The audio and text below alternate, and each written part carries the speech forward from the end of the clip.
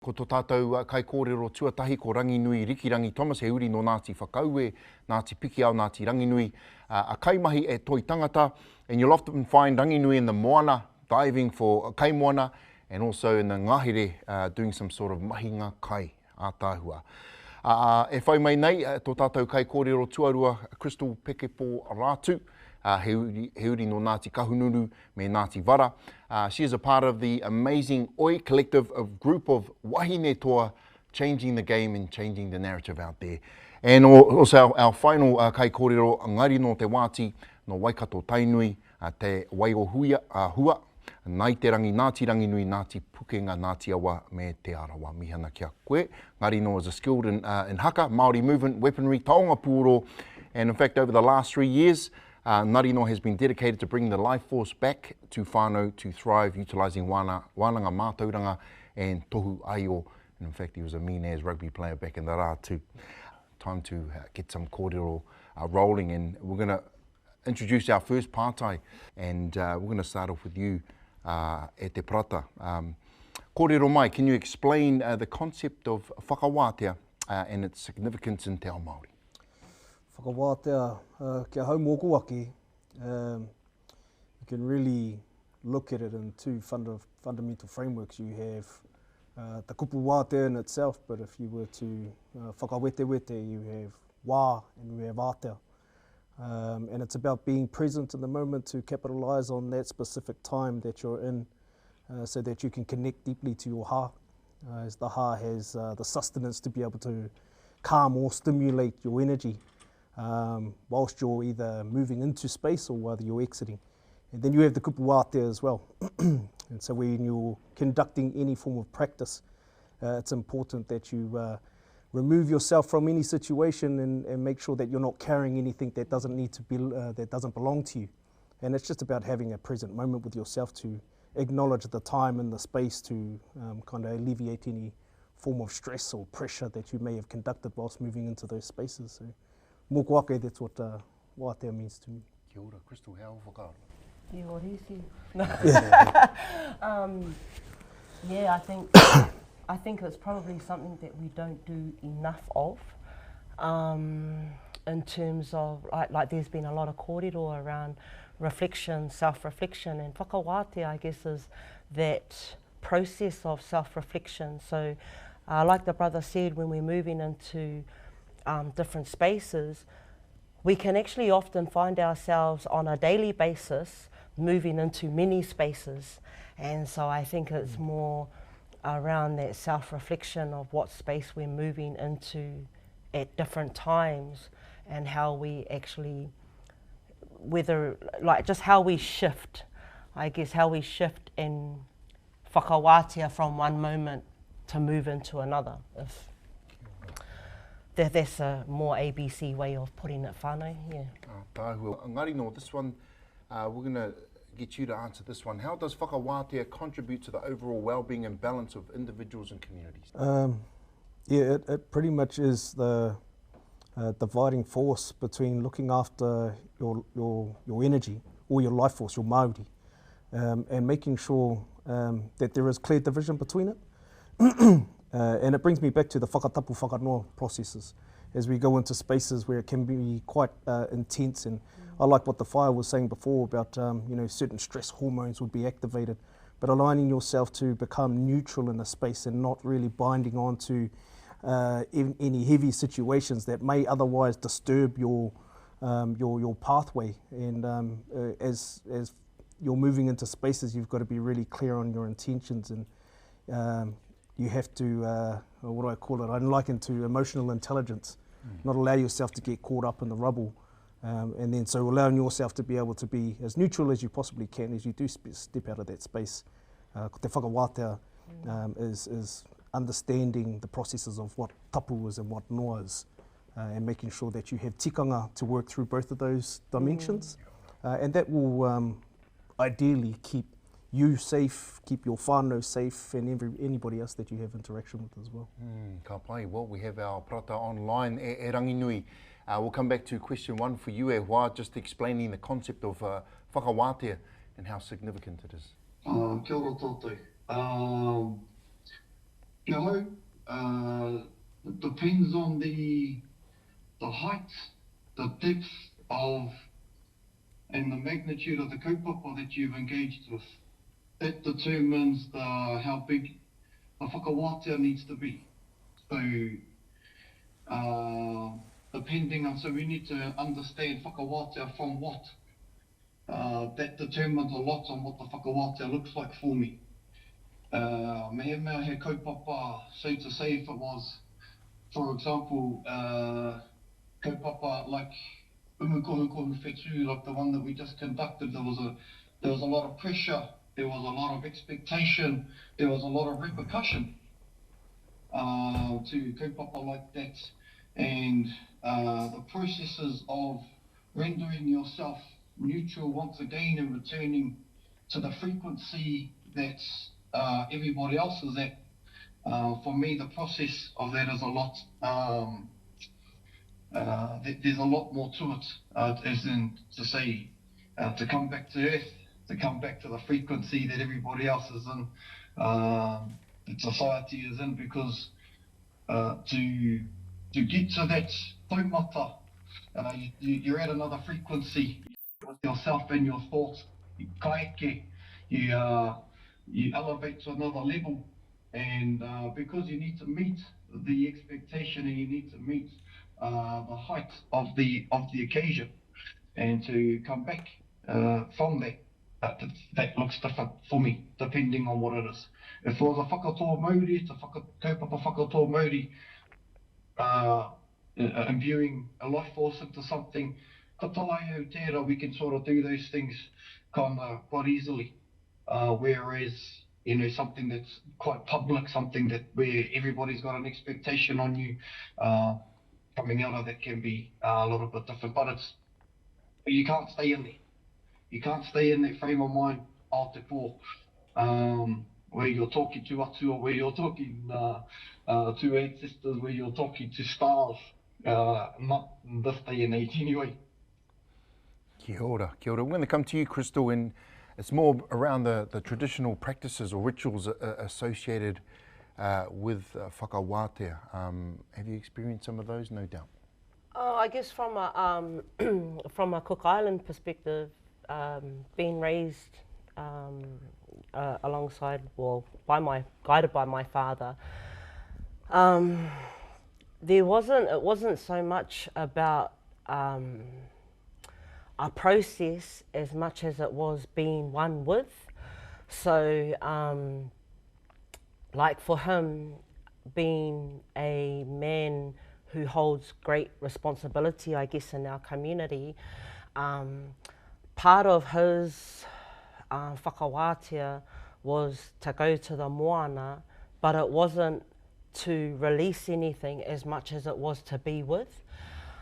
He's always kind of been quite confident in whakapapa and knowing that that ancestral line is, we're always connected to it. So ahakoa te aha, we're always going to be safe. So being descendants of an ancestor called Makoiro, who was an atua, his connection was always to go and be one with Makoiro in the ocean. So I guess that's kind of like an example of whakawātea to kind of release the burden, but also understand that we also have a responsibility and an obligation. So those responsibilities and, you know, our obligation to perpetuate whakapapa is always held at a higher realm, if that makes any sense. But yeah, koira, tētahi, tauira.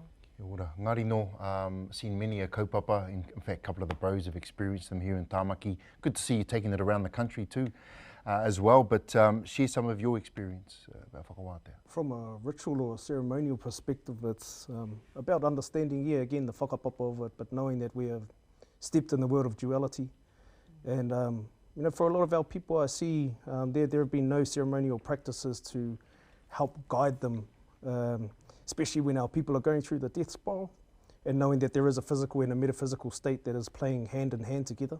And if one's a little bit empty than the other, then you can see that especially our tāne e tī tahataha nei, and the imbalance starts to play out in their characteristics or their habits or their behaviour patterns. And for us, it's about trying to create that synchronised state of harmonious energy, so that one can be balanced on both te taha wahine, te taha tāne. We both have masculine and feminine forms, and how they bind into each other through DNA molecules. And we talk about cellular memory and the intelligence of what our people can really produce, but it takes a special type of understanding to step into those realms and ritually activate those memories, those cellular memories. But yeah, I think through our pure processes, or the way that we like to clear, like the sis was saying, it's about being part of the collectiveness, part of the wholeness, part of the one. And until we can meet the finer lines of what that truly means for our people, only then will we understand how precious rituals are. Now you can do that on a big scale, like the cousin Ranginui was talking about, or you can go onto a smaller scale and just get some way and just throw it over the top of yourself or wash your face, if that's what's going to work for you. So yeah, depending on the scale of how you utilise Māori methodology in all of our ritual practices, it's about the connectedness. Kia ora. We'll go to Ranginui very shortly, but Crystal, just coming back to you as a mama, some of those rituals and practices you've done with your whānau. I think if there's one thing in terms of, it's not so much a ritual, but it's a must, is forgiveness. And I think once we, we kind of live in a world where there is a lack of emotional intelligence.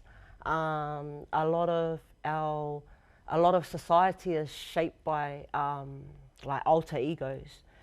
And I think with our tamariki, and being responsible for our tamariki in terms of how they conduct themselves outside the gates of our own whare, it's not so much about whakawātea as much as it is about being free. Because whakawātea is not something that you can just, as an action, but it can also just be something that is naturally done. And forgiveness is probably a big thing, because it enables you to be free, and that is your freedom. And so that's something that we always speak about with our tamariki, because they fight amongst themselves. So they are each other's biggest teachers, I guess, when it comes to conflict. And I think that that's probably more at a common level. Is forgiveness is actually huge in terms of freedom and how we move forward, and how we weave ourselves within the fabric of society too. Kia ora. We'll head over to Ranginui, and I suppose just thinking of the whānau that are tuned in right now, a day's mahi, heavy mahi, working with mokopuna and their whānau. Just some whakaaro around how they can incorporate the principles of whakawātea into their mahi, into their daily lives and interactions to keep them well. I think some of the concepts regarding whakawātea, we equip the term te karaki o ka pai, pai tēnā. Marama tērā te pure, te waere, those means of clearing any obstructions and trying to find clarity and any burdens that you may carry. Matariki for me, so an example of that for some people that were carrying taumaha around those who have passed, exactly what Crystal, what the sister was saying, that we have found that there's a shortage of time to, and we in recent years we haven't arranged time to grieve, other than in the days we are at the tangihanga. But there was no equivalent to a release process to remove those burdens, and we found that during the matariki umukuhuku whetu, our traditional ceremonial oven, there's a time in there where we cast our thoughts to pohutukawa, and we direct, sort of we move across the top of the morea of the crowd, and we allow people the opportunity to say that person's name and cast anybody who's passed in the last year to matariki. because traditionally that's where we would cast our mate, where the saying comes from, ko whetūrangi hia rātou. When you hear in the whai kōrero, rātou ko whetūrangi hia, haere atu rā, those who have been cast to the stars. And we found that there was, people found closure in that, which is another, a form of whakawātea, is closure. And so for some people, post the ceremony, they would say, you know, we haven't been given this time, allowed the time to grieve. Where do we have time to make peace with that? And what more of an appropriate area to do that than casting that person to the stars? You know, you find closure in knowing, man, when I'm not severing these ties, but I'm lifting this burden and I know that these people are cast into the heavens, as a star. And what a beautiful thought, what a beautiful idea to help our whānau find closure around those who have passed in the last year. And so, you know, Matariki has opened a lot of channels and pathways to be able to do that for us in a traditional way, in a way that we feel safe to do that. You know, in a society where, you know, it's a little bit hard to cry, you're on a walk, to show any vulnerability. You have to be the provider, you have to show up every day and have everything sorted together. Matariki provided that space for a lot of people that were carrying trauma, and provided optimism when we start looking at hiwa. Hiwa i te rangi, our wishing star, and so it sort of gave us something to look forward to at the same time. It gave hope. No reira, if I was to just confine something to just Matariki as a tauira for us, koira etahi, but it's not just ceremonial. For me, going to the environment, because hunting and diving is my thing as well. So after I kaupapa like that, I like to go hunting, I like to go diving. Gives me time to think, to process, but come back to the ki tēnei taumata, to this level.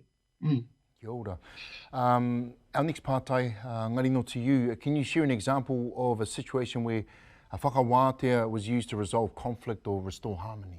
I get many calls to suicide, and those that have failed those attempts, there's a process to undertake.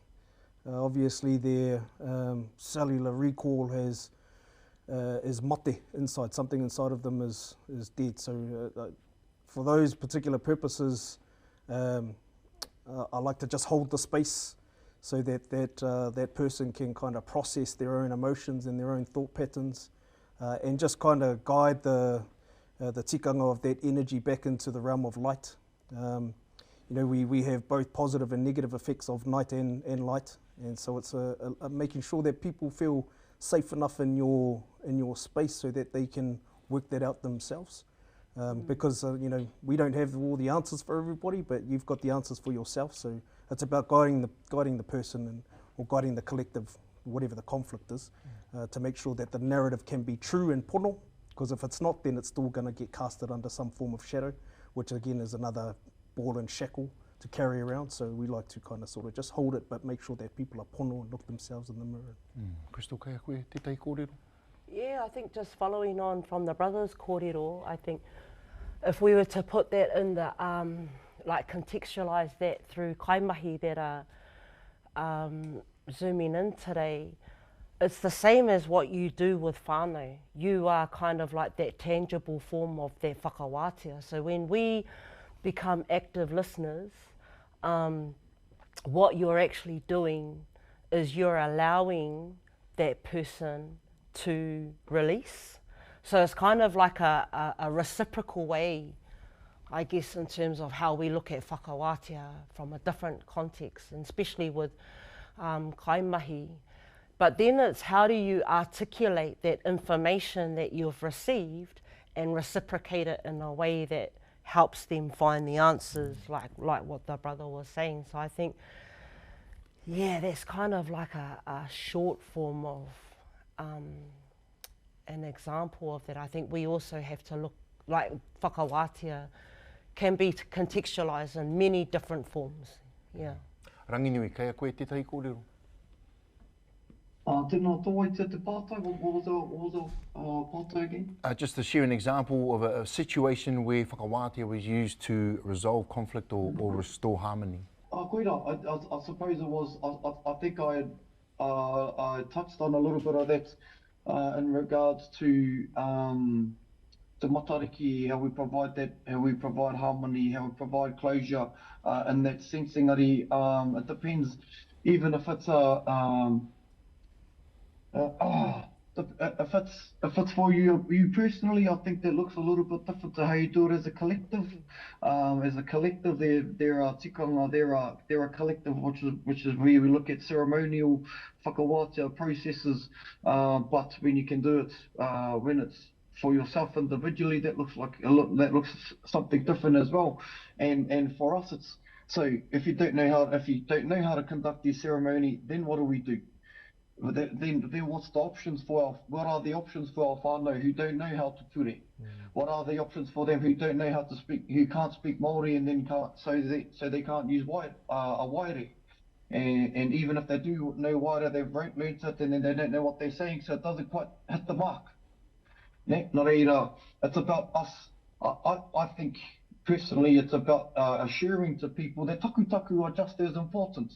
Taku are a type of karakia, but the taku are probably the strongest. That have been taught to me, that's been explained to me as the strongest form of karakia because it comes straight from here. You're talking from here. You're not right. You haven't said anybody else's words.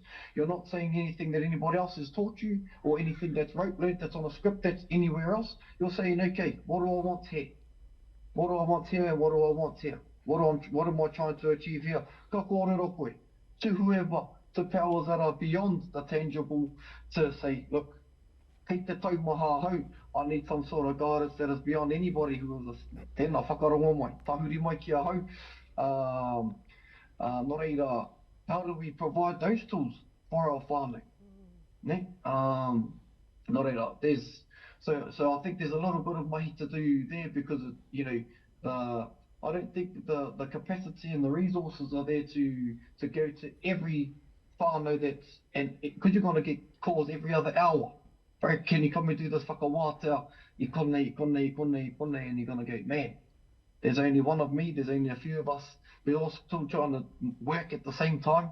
Nō reira, we need to start thinking about, I think, how do we enable our whānau to be able to do that as opposed to waiting for somebody else to come and find you some sort of closure and whakawātea. How do we say to people, here's some forms of whakawātea that we can do, here's a collective one that we can all come to, but if there's a time where it's just you and you need it right now, here's an option that you can do, here's something that you can do for your mō tō whānau.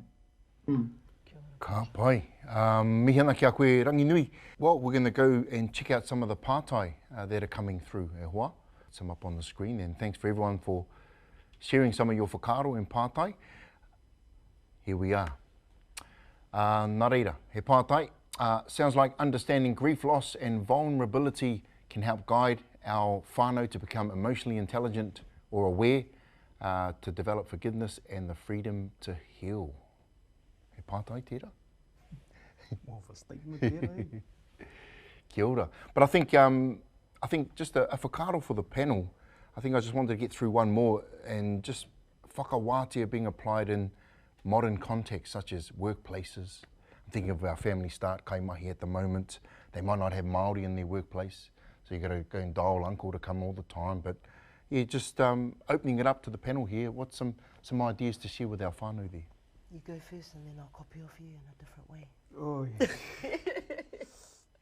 Yeah, it really depends on how taumaha the situation is, because we can find ourselves in some pretty conflicting situations and that can create a traumatic experience, and then you have a traumatic response to it. And it's just making sure that you can kind of sort of align yourself to what is tika and pono to the way that you conduct that process. So you have to know yourself internally very well, and I think that's where everybody should start. Know yourself well, know the wānanga of self first. Otherwise it just means that it's broken people trying to help broken people. But when you can do the work on yourselves and you can embody that healing, you've got some lived experience to contribute to the situation. And by aligning your own tools and mechanisms of what you deem to be hitting rock bottom. I've hit rock bottom a couple of times in my life, and they were my biggest wānanga. I learned so much of myself from it. And then I could go and express that and share that with other people. So, yeah, I think those are the accolades that I can offer in regards to that. I think there is because the way and how we roll is very fast, and like we always have these outcomes to achieve, whether it's cooking dinner at 5 o'clock or getting your kids to bed at this certain time, going to work, then you've got contractual obligations. And I think when we, I'm getting there, when we think about this sort of like a modern context, sometimes we actually have to sit in it. And just like the conversation around grief, and when I think about grief, I think about having all like a whole range of a shelf with heaps of different glass jars that attain different memories and feelings and emotions. And grief is like that shelf of glass sits on a ship, and then that ship crashes, and then all those glasses, they fall on the ground and they just shatter, and you're trying to sort it all out again. That is my experience of the deepest grief. And when we think about grief, like we can talk about karakia, we can talk about takutaku, but sometimes all we need is just silence and being able to actually sit in that space and wānanga with it. And I think sometimes we want this ao Māori aspect of being, but we just fail to live in our reality and what's now. And when we take some of the beautiful learnings of grief, only then can we follow forward on what we've learnt and how we can further progress to the journey ahead. Koe rā tāku. Kia ora, kia ora. But we've got another pātai, as we know, we've got to get to work by 9 o'clock in the morning, trying to rush the kids to wake up, get up. No doubt that triggers bad experiences for them. So, kei a koe tēnei whakautu Ranginui, how do we whakawāte as parents when we've had a dumb morning with the kids? Oh, I think that's one thing that's kind of hard to do as well. When we start looking at the upbringing that we had in our schooling system that we're given, be it at kura, 8:30, bell rings, this is the time. Don't matter what happens, you need to be there. This is the time it finishes. You're expected to behave this way at this time to this time. And then it's when you look at that schooling system, it's then perpetuated. It's then you see that in the system as well, that as you're saying, that 9 to 5, you have to be at your desk, you have to be here at the same time. So, sorry, CEOs and those of you who are employing people, engari, kia kaha, tātou, ki te whai hai, we need to encourage each other to work with our tamariki, to work with our lifestyles, so that, I'd rather have somebody turn up 100% to the office than somebody that's not going to be very productive at 9 a.m. If it means at 10 o'clock, the tamariki are okay, that they've got good kai, that they are in a better state to be as productive as possible, and we've given them another half an hour or another hour or so to do that. Ka pai, I'd rather have somebody like that turn up to the office and be able to be as productive as possible. So there's one thing. So before getting to the whakawātea, hewa no ka tai ana ki te whakawātea. So even still, you might still have days that are harder than others. For me, we're looking at contemporary means of whakawātea. For me, it's the environment, it's getting up to the environment, or going to ki te korikori, going to do some sort of exerting some energy somewhere. And with that, and I do that through hunting or diving or through the gym.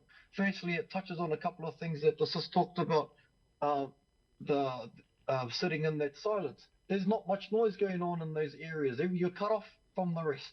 You get time to internalize a lot of those thoughts, and a lot of that taumaha that you're carrying.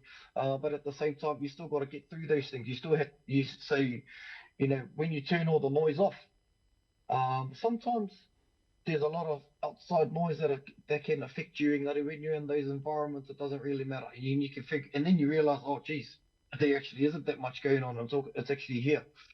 Nō reira, koera e tahi mōku, whakapakari tinana, and then Western world, the science comes through and says, oh, yeah, and then it promotes the endorphins in your brain, and ngā mahi, the endorphins that creates a positive aspect on things and happiness e rā mā katoa. Ka pai, we already knew that. Engari, just to marry that mātauranga with the things that we already do. Just to reinforce some of our mātauranga Māori that we already engage with at the moment. Nō reira, quote, yeah, those are some of our things, some of my whakaaro. To the panel here, is there a ritual that anyone has a preference when they whakawāte at the end of the day, which reminds us we're nearly there? Oh, I kind of like that you already put an answer to it. Yours is to take your mahi clothes off. That's a ritual in itself. You're starting to strip away something and putting more of yourself on, because sometimes we have to put on a million masks every day just to people please and to fulfill our obligations to what we're confined to do. And so that's obviously a good one, to make sure that at the end of the day that you're going through those processes of stripping down and breathing some new life into yourself before you move into your mama or papa life. Crystal? I'd like to give an example, but to be honest, I don't think I do it enough. I'm a mama, recently new kuia, but I work from home and in multiple different kaupapa, and I don't think for myself that I do that often, because you kind of just shapeshift into, oh, the dishes need to be done, or hold on, I'll just send this email, and that kind of chaos also probably sends shit signals to your children too. That whole thing where sometimes I'll stand back and see you on your phone, oh, do you got to send an email, mum? So I think those are kind of things that for me personally could probably do better at, and find better ways in terms of how, to whakawātea. Kia ora. We'll head online. E Ranginui, I've got a new pātai here. How do we provide a safe space if sexual harm has occurred?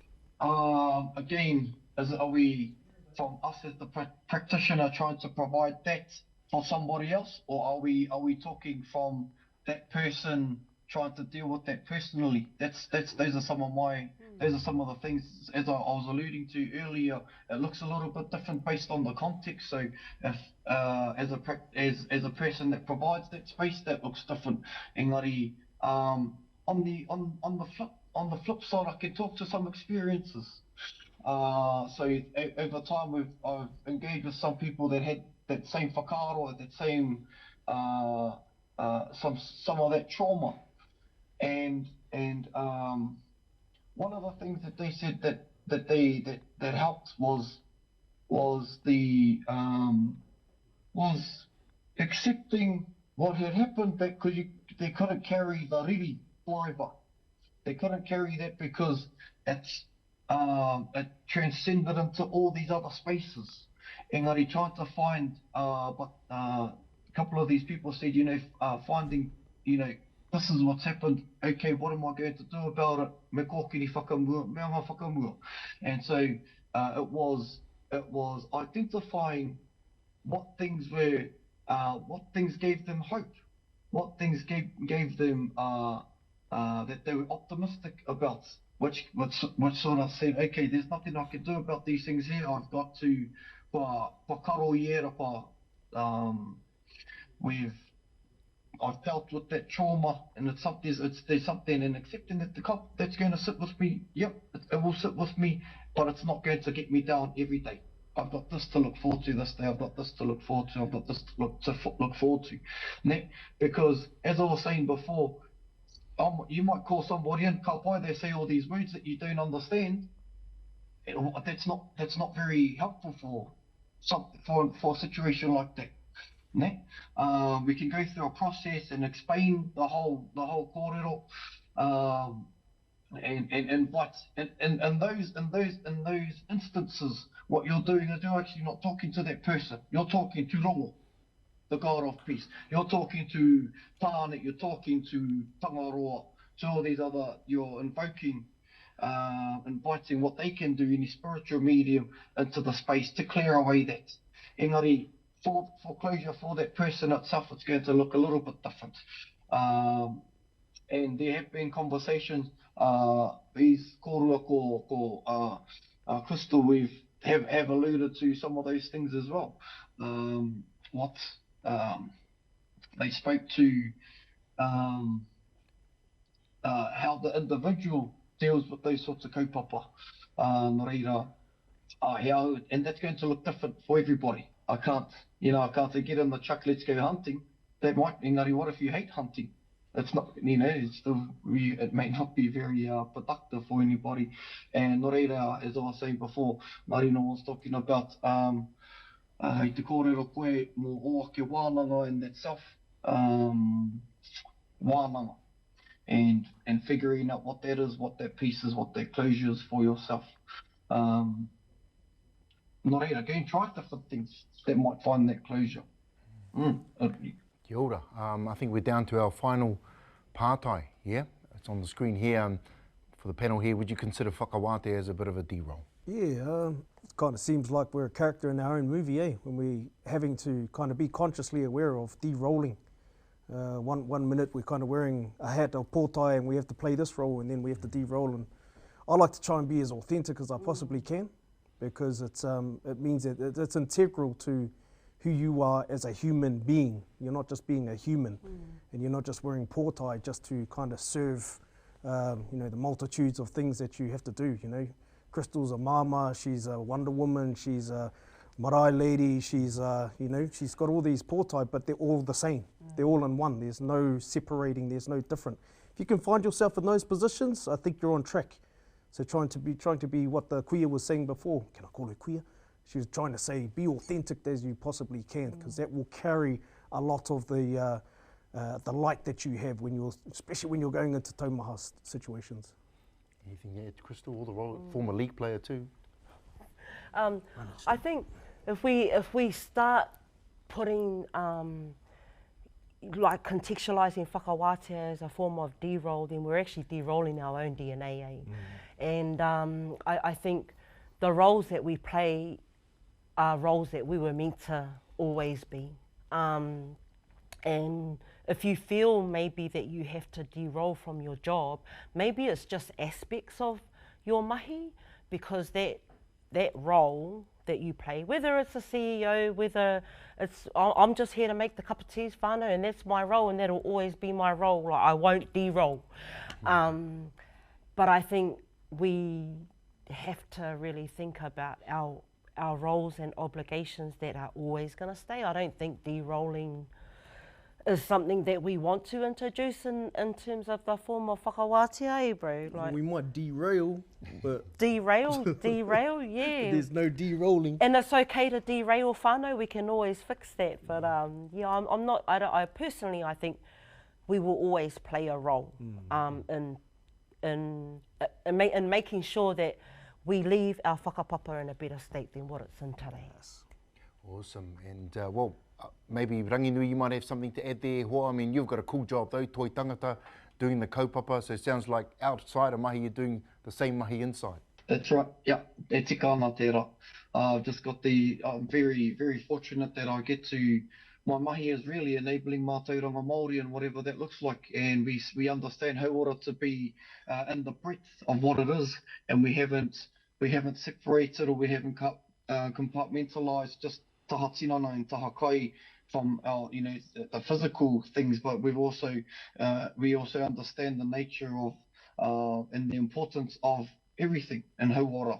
So mātauranga Māori, putting pieces to the puzzle back into society is a big piece of that. And so reintroducing tikanga, revitalising tikanga and cultural practices that we have is part of that Nō reira, yeah, just to echo the kōrero that's already been said, it's not so much de-rolling, it's just part of what we do.